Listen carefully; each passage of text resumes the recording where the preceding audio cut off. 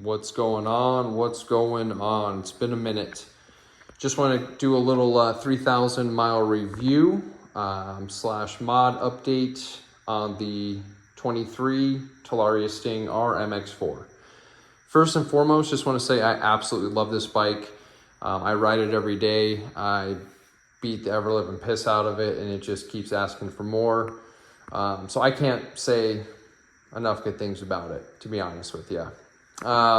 Jumping on into it, don't want to take too much of your time, but as far as maintenance goes, I have replaced the front and rear brake rotors several times now. It's just going with the Amazon specials, $10 essentially front, $10 in the rear.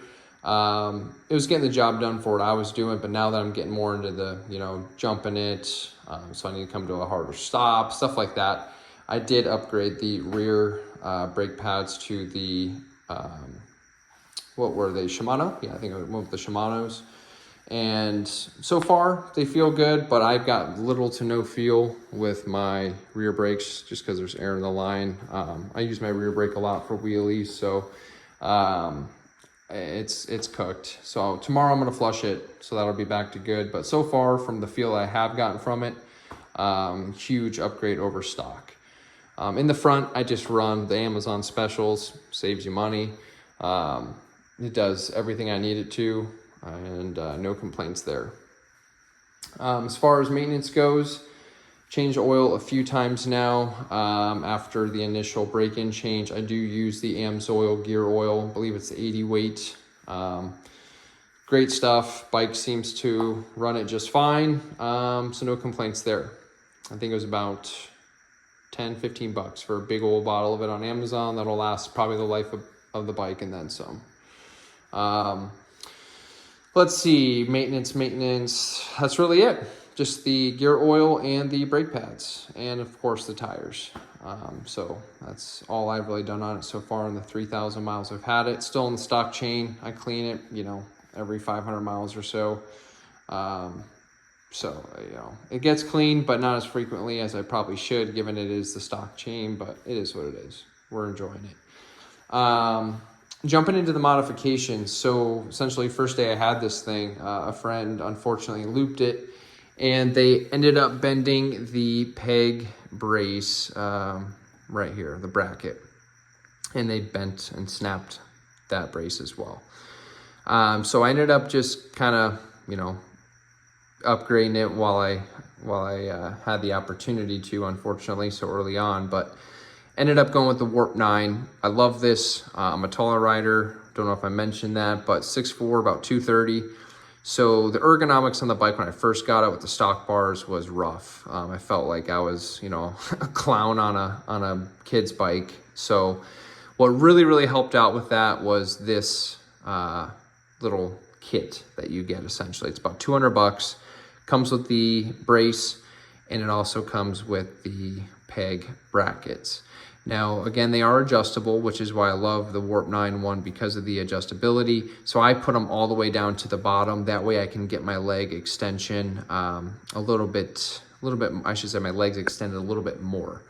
As well went with the Warp 9 pegs, which have been fantastic. Bike's been down several times since putting this little kit on, and haven't bent anything, haven't damaged anything from what I can see. So it's been awesome. So my recommendation, being a taller rider, when you get these bikes, just allocate an extra $200 for the peg bracket and brace, as well as another about $90 for the pegs. So just call it $300. So budget that in when you're looking at these bikes, because it makes a world of difference. So that was the first thing I did, and I rode it around for a bit. It was great, but I still felt a little bit cramped up top. So with that, we will transition up top here. I went with the Warp 9 riser bars. These were awesome while I had them on there. Obviously still have them on, but they've been awesome. But just recently I did do the SMAD Moto, I believe it is what it's called. It's on Amazon once again. 1.5 inch riser which is gonna be a direct mount. And then as well, got myself the lock here. That way it keeps everything just nice and compressed. And it is lifted tremendously. So let's go to a side profile. So we're right about shock height here, and you can see the bars are way, way up there. And let me tell you, with the pegs all the way down, and then with the riser here, it is a much, much, much more comfortable seating position and ergonomic feel. So I cannot recommend that enough. This has been a game changer. I literally just put this on a few days ago, and my goodness, it feels like a completely new bike. I actually feel like I'm sitting on a 250 Honda. Just again, way the ergonomics on the bike feel. It just feels much more at home. So you can kind of look here. I mean, those bars, they're up there. I've jumped this bike several times since then. Everything feels great. Now, I am still on the stock suspension, which, again, being a bigger dude, I have bottomed it out several times. Bottomed it out today a couple times, as well as, the stock rear. Nothing to write home about with the suspension, but it's enough for you to have fun, quote unquote. But once you really start pushing the limits of the bike, pushing the limits as a rider, which I'm starting to do now with jumping the bike more, I am really, really eager to just bite the bullet and spend the money and get the EXT Arma front forks. And then as well, just say screw it and do the rear as well, whether it be right away or shortly after. But the forks, I think, in my opinion, after riding the bike a lot, these need to go first, in my opinion. So that's what I'll probably end up doing next. To be honest, guys, I don't have a huge desire to up the power of this bike right now, and that's kind of saying something. I have ridden dirt bikes, growing up, rode street bikes for quite some time. My last street bike was an S1000 RR. So, as far as power goes, I've kind of experienced it all on two wheels, and with what I'm doing with this thing, the current power is plenty, but I could see, how upgrading it is something that a lot of people, want to do after riding it for a while, which I'm sure I will do.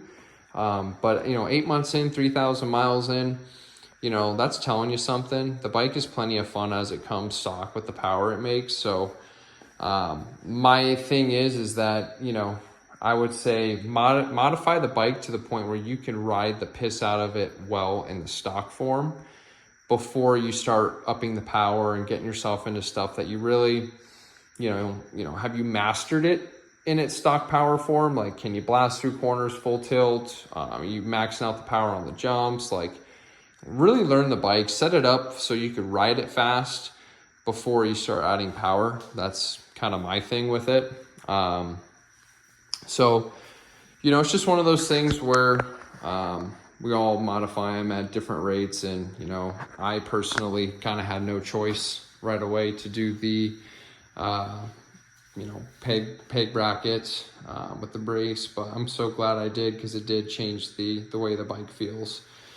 Another thing, too, that I really recommend, I bought these on Amazon, but as you can see, it's a construction shim. I just put the shorter, narrow one, just tucked it back behind the battery, because you got that little foam piece there. So essentially what you will do before you go ride, I just give it 3 pumps, and it just locks right in place. And then once you're done, you just come home, release the air. I just tuck this just like so, and I end up just putting the cover down over it. And that keeps that battery from jiggling and wiggling around, which is something that I tried to fix multiple times, different little things. That seemed to be the best remedy. So that's what I ended up sticking with. But yeah, like I said, I cannot recommend one of these if you're on the edge, if you're on the verge. even if you're a taller rider, it is going to take some money to set it up to fit you comfortably. But it's money well spent. This bike has been absolutely tremendous. It's been an absolute riot. I've taken it, all over the place, urban settings, off-road settings, and it just seems to get more fun each time.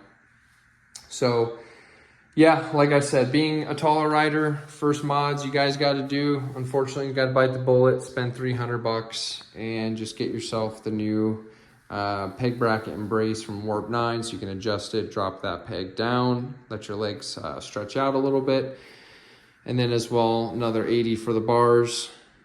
The riser direct mount was roughly about, I think it was about 120. And then the stem lock was, I believe, another $30 on Amazon. I kind of wanted to color coordinate it, so I went with the blue to match the preload and the red to match the rebound. And honestly, it turned out pretty sweet. So it kind of looks OEM, but not, obviously. So yeah, if you have any questions, give me a holler. I try to get to all you guys.